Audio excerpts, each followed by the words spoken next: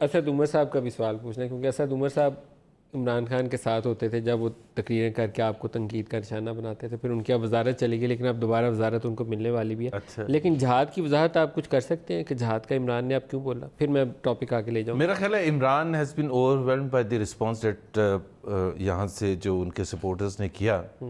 تو اس پہ آپ ایک چیز دیکھیں کہ آپ نے جتنی بھی وہ سنائی تھیں اس میں ایک چیز آپ نے نہیں سنائی تھی جس پر انہوں نے بہت زیادہ فوکس کیا تھا، اسلام کے حوالے سے، دین کے حوالے سے. میرا خیال ہے اگر وہ آپ سناتے ہیں تو سب سے زیادہ کریڈٹ ملتا ضیاء الحق کو، کیونکہ انہوں نے سب سے پہلے اسلام کے حوالے سے یونائٹڈ نیشنز میں کھڑے ہو کے تلاوت بھی کرائی تھی. سو وہ جو اسلامک فیور انہوں نے ریز کیا تھا وہ بھی ایک ایلیمنٹ تھا میرا خیال ہے عمران خان کو پذیرائی ملنے میں. So I think he was اوور ویلمڈ. تو وہ جہاد اس لیے I think he brought that جہاد تھنگ.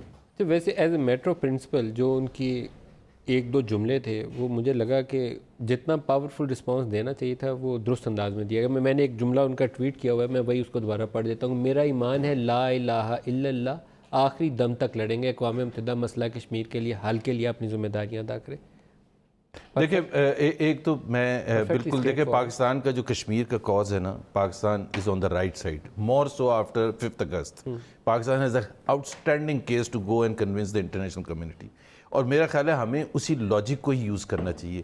یہ جو تھریٹننگ لاجک ہے نا، نیوکلیر کا بار بار ریفر کرنا، وار مانگرنگ کرنا، جنگوسٹک بننا، I totally disagree with this thing. کہ اس کا مطلب یہ ہے کہ کوئی ملک بھی آ کے ہمیں ہیومن رائٹس پر بھی نہیں سپورٹ کر رہا تو ہم کھڑے ہو کے یہ یونائٹڈ نیشنز میں جو کہ ایک پیس کا ایک میسج دینے کی بات ہوتی ہے، وہاں ہم یہ کہیں کہ اگر آپ نے بات نہ سنی تو پھر میں یہ کرنے کے لیے تیار ہوں. اور گن اٹھا کے اگر آپ بات کریں گے تو that's considered war mongering, there is nothing else.